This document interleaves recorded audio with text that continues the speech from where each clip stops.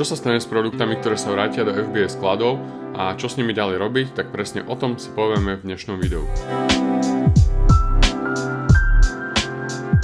Ako všetci vieme, tak Amazon je firma, ktorá je veľmi zákaznícky orientovaná, to znamená, že vlastne umožňuje tým zákazníkom naozaj kedykoľvek a veľmi jednoducho vrátiť tovar do skladov.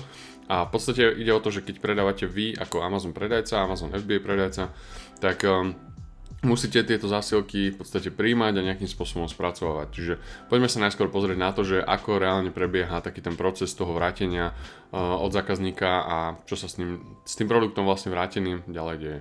Čiže v prvom rade zákazník iniciuje toto vrátenie. Urobí to tak, že ide do svojho účtu, pozrie si nejakým spôsobom svoje objednávky, pozrie si, čo všetko si naobjednával z toho Amazonu a vyberie si proste produkt, ktorý chce vrátiť. Má tam jednoduchý button, cez ktorý vlastne iniciuje toto vrátenie. Následne si ten zákazník vytvorí Amazon Return štítok alebo Return Label, ktorý si vytlačí vlastne priamo zo systému Amazonu, alebo si ho dá niekde vytlačiť a zabalí ten produkt. Ak ho rozbalil, ak poškodil nejak ten obal, tak väčšinou to zabalí podľa seba nejako, proste páskou a nalepí ten štítok na ten balík a v podstate ide ho zaniesť buď na poštu alebo nejaké kurierské službe, ale proste ide o to, že ide ho ako keby vrátiť, čiže musí ho nejakým spôsobom dostať ku vám. Hej. On dopredu zaplatí za ten return a za ten shipment späť ku vám. Čiže už vidíte, už akože šípite ten problém, že vlastne keď ide zákazník vrátiť produkt a vy ste predajca, ktorý je možno v inom štáte, tak ten return, tá cena tej vratky pre toho zákazníka bude na začiatku väčšia a potom sa už rieši to, že či mu vrátite ten return cost, alebo teda tú cenu toho spätného shipmentu, alebo nie. O tom sa teraz nebudeme baviť, v tomto videu hlavne sa chcem pozrieť na to, že čo môžete vyrobiť systematicky, aby ste v podstate automatizovali tento celý proces a aby to bolo pre vás aj čo najjednoduchšie, aby ste nevybavovali každý jeden return po jednom. Veľký rozdiel je, pokiaľ predávate na Amazone, či predávate pomocou FBA alebo FBM. Čo to znamená? Toto som už vysvetľoval vo viacerých videách.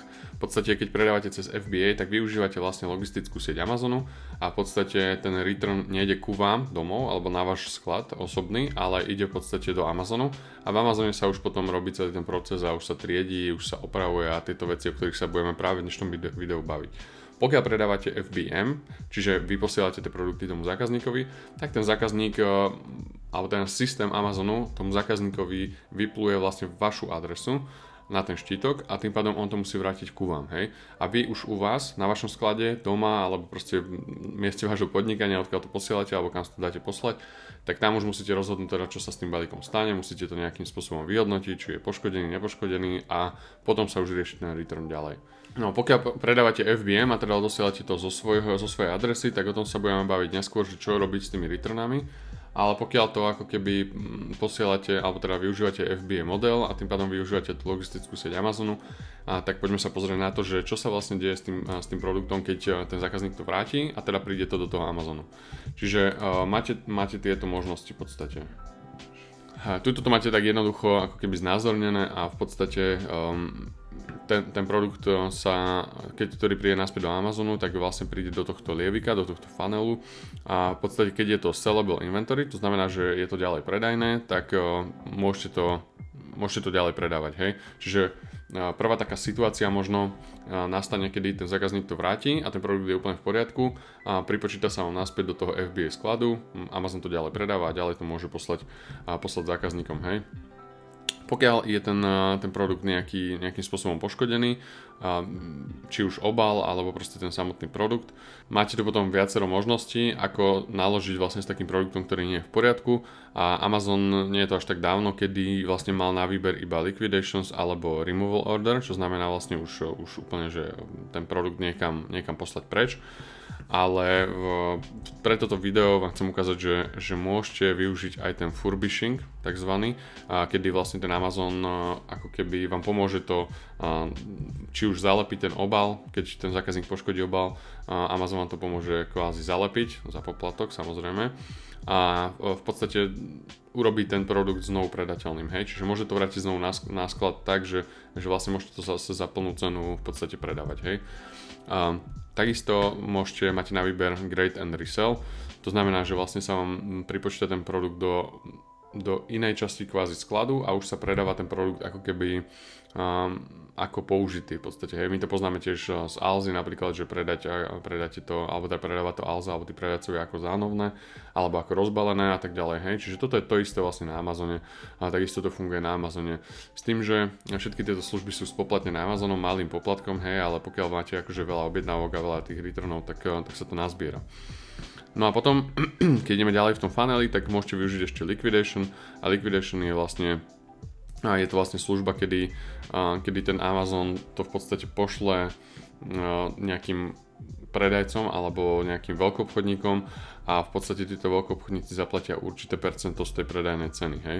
Väčšinou to býva, je to napísané síce 5 až 20%, ale skôr to je 5 až 10% a skôr by som rátal s tými 5%. Čiže oni ako keby sa snažia kúpiť nejakým spôsobom lacný tovar a vy vlastne sa môžete týmto spôsobom zbaviť tých produktov. Hej. No a keď nejdu, alebo keď nie sú možné tieto všetky možnosti, tak už to potom ide do removal order a ten removal order už znamená vlastne to, že buď si to pošlete teda naspäť ku vám, hej, že zozbiera sa tam niekoľko kusov toho tovaru, ktorý nie je predateľný a nedal sa už nejako opraviť, nedal sa už proste nejako predať tomu veľkoobchodníkovi, tak proste sa dá niekde nabok, hej, vy to tam vidíte, že vlastne máte tam nejaký tovar, ktorý nie je v poriadku, ktorý sa nedá predať.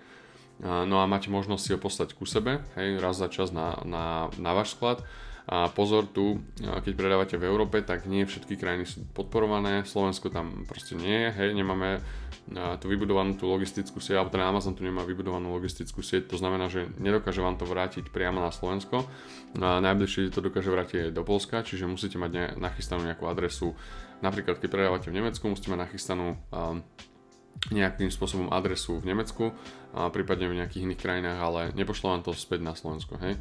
Čiže buď sa to pošle, alebo ďalšia možnosť úplne tá posledná je disposal a to znamená, že ten produkt proste vyhodia, hej. Dáva to zmysel pri nejakých možno lacných produktoch, ale snažte sa akože využívať všetky tieto možnosti, ktoré Amazon ponúka.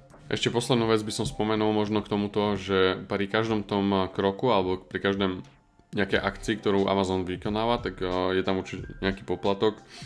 A v podstate pri Liquidations si môžete pozrieť, ja vám pošlem tento link aj do popisu tohto videa, že môžete si pozrieť, že aké sú približne poplatky za to, že to Amazon pošle do toho Liquidations. Čiže to znamená, keď máte nejaký produkt a proste vychádza to tak, že väčšinou to vychádza tak, že vlastne tých 5% až 10%, ktoré vlastne vy získate naspäť, tak veľká časť z toho ide na ten liquidation poplatok. Nie je to tak úplne vždy, samozrejme vždycky je to tak, že proste čím väčší a drahší produkt, tak tým je ten pomer lepší, hej, a čím je akože ten produkt väčší a lacnejší, tak vtedy je ten pomer horší, čiže tam potom sa dostávame k tomu, že vlastne môže byť niekedy aj to, že vy vlastne dáte to na liquidation, myslíte si, že recovernete nejaké peniaze z toho, ale práve naopak ešte stratíte, čiže ešte to môže byť úplne že v mínuse. Poďme sa ale pozrieť teraz na to, že akým spôsobom si nastaviť tento automatický flow, aby ste napríklad keď predávate cez FBA, aby ste nemuseli v podstate nie že nič robiť, ale aby ste to mali nastavené a automatizované a tieto produkty spadali do tohto lievika a v podstate automaticky sa spracovávali. OK, čiže link na toto nastavenie, na tento automated unfulfillable settings vám pošlem tiež do popisu toho videa. Ak predávate už na Amazone, tak je veľká šanca, že tento link vám už vyskočil, alebo teda toto upozornenie vám vyskočilo, že treba si to nastaviť. Častokrát to tak Amazon robí, že vlastne tých sellerov ako keby tlačí do toho, aby to mali nastavené nejakým spôsobom, aby sa vedelo, že čo sa bude diať s tými produktami. No a ako som spomínal, tak vidíte tu práve toto nastavenie a vidíte tu, že stane sa ten produkt ako keby nepredajným a ide teraz cez furbishment alebo create and resell, liquidation a potom return and dispose, čiže to isté, hej. A vy tu máte teda možnosť nejakým spôsobom to ovplyvniť, čiže napríklad chcem teda, aby automaticky Amazon neopravoval tie produkty a chcem si ich opraviť sám, alebo proste chcem s nimi niečo iné urobiť, čiže odkliknem si túto možnosť, aby to proste ten krok vynehalo, hej. Čiže znovu produkt sa stane nepredajným a už to ide do toho create and resell. Takisto ak chcem a chcem, aby ako keby tiež Amazon to nepredával ako rozbalené, zánovné, neviem aké použité, tak tiež to môžem odkliknúť, hej. Alebo keď nechcem, aby to išlo tým veľkoobchodníkom, všetko to môžem odklikať, hej, alebo si to proste nastaviť tak, ako potrebujem. A pri tom Grade and Resell si môžete nastaviť takisto ceny, hej. Tuto vidíte, že vlastne Amazon podľa svojich nejakých pravidel ako keby určí, že aký je to produkt, že či to je vlastne použité, ale je to vlastne ako nové, je to veľmi dobré a tak ďalej, hej, to isté, čo poznáme z e-shopov v podstate, hej, tak vy si určite týmto spôsobom ceny, za ktoré sa potom ďalej bude ten produkt predávať. On sa vám, potom ešte chcem povedať, že on sa vám zobrazí v inventory ako osobitný listing, hej, čiže sa nezlaknite, niekedy sa to stáva, že tí klienti, napríklad aj moji klienti sa vám pýtajú, že čo to tam je vlastne za produkt a ono to má taký zvláštne SKUčko a vždycky je to o tom, že je to vlastne nejaký produkt, ktorý sa vrátil a je v nejakej inej kondícii ako novej, hej. A Amazon automaticky vytvorí listing a dá tam vlastne túto cenu, ktorú si tu vy nastavíte. Dobre. Potom je tam tá liquidation, samozrejme môžete ešte pridať nejaké výnimky, hej, toto je akože štandardná možnosť, že vy máte možnosť ako keby, že poviete si, že niektoré produkty jednoducho chcem ako keby predávať aj zánovné, použité, niektoré nie, hej, pri každom produkte to dáva zmysel proste ho predávať ako zánovný. No a posledná vec, potom pri tomto liquidation tiež si môžete nastaviť nejaké výnimky, alebo to vypnúť, alebo to zapnúť. No a potom, keď to prejde všetkým týmto a nie je možné to proste opraviť, predať ako zánovné, nie je možné to predať ako cez liquidation, tak potom ide ten ďalší krok a tým je vlastne buď dispose, čo je vlastne úplne, že vyhodenie toho produktu. Tu si nastavíte frekvenciu, že či to chcete robiť raz za mesiac, raz za týždeň alebo dvakrát za mesiac a toto v podstate, tu dáte už iba e-mail, kde vás vlastne bude Amazon o tom informovať. A toto v podstate oni to vyhodia, hej. Takisto ten dispose znamená poplatky ďalšie, čiže aj za to vyhodenie v podstate do koša ten Amazon si chargeuje poplatok, čiže pozor na to, hej, na tom vyslovene, že stratíte. Čiže ak nemáte nejaké úplne že lacné produkty, tak by som to moc neodporúčal, ale niekedy to proste dáva zmysel, hej. Keď zoberiete do úvahy aj to, že musíte zaplatiť ten return shipment naspäť. Čiže tu keď si prekliknem zase na return, čiže chcem, aby to nevyhodili, ale vrátili to mne, a znovu to isté, nastavím si frekvenciu a tu už je ako keby adresa, že kam to chcem vrátiť. Hej, toto je adresa, kam to chcem vrátiť vlastne, keď to prejde celým týmto flowom a automaticky mi to Amazon pošle, hej. A keď si to všetko vypíšete, tak najskôr odporúčam si pozrieť country, čiže tú krajinu, že kam to vie poslať, aby ste videli, že vlastne to Slovensko a ani Čechy tu nie sú, čiže musíte mať nejakým spôsobom nemeckú adresu. A existujú služby, ktoré toto poskytujú, budem sa o tom baviť v ďalších videách, už to mám nachystané. Čiže tuto to dáte, zadáte, updatenete to a tým pádom vlastne máte vybavené a Amazon sa automaticky potom postará o tie produkty, ktoré nie sú predajné. Tuto máte zase nejakú informačnú stránku, ktorú vám takisto dám do popisu tejto epizódy alebo tohto videa. No a na záver by som chcel iba povedať, že dobre si pozrite tie poplatky, ktoré sú za jednotlivé tieto služby, nič nie je v Amazone zadarmo. Amazon to častokrát robí, aj tieto kroky alebo tieto možnosti dáva nám ako keby sellerom, že on to prezentuje, že tu máte ďalšiu možnosť, čo môžete robiť vy sellery, ale častokrát za tým vidím iba to, že vlastne chce nás ako keby o ďalšie poplatky obrať, čiže treba si to veľmi dobre započítať do profitu, do nejakej kalkulácie, o tom sa môžeme baviť inokedy a takisto také tie detailné veci si môžeme prejsť v ďalších videách, alebo tí, ktorí majú záujem o môj online kurz, je to kompletný návod, ako predávať na Amazone a tam toto preberám do hĺbšej, alebo teda do hĺbky. Takéto nastavenie automatické sa hodí hlavne sellerom, ktorí predávajú napríklad cez Atlantik, čiže niekde v Amerike alebo niekde úplne v nejakom inom štáte, kde nemajú možnosť ovplyvniť tie returny a nejakým spôsobom ich spracovávať, tak vtedy je to vhodné a takisto aj pre tých, ktorí to chcú spraviť možno také akože jednoduchšie pre tých zákazníkov, pretože ak má vrátiť nejaký zákazník proste ten tovar z Nemecka na Slovensko, alebo nedaj Bože ešte z ďaleka, alebo teraz zo Španielska napríklad, alebo z Talianska na Slovensku, tak naozaj ten return shipping môže byť drahý a tým pádom vlastne ten zákazník bude na straty.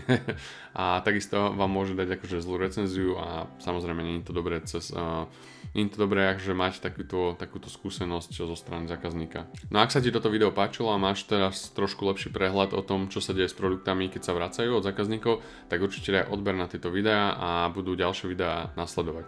Na budúce sa budeme baviť o Subscribe and Save, čiže nezabudni sledovať tento YouTube. Čus.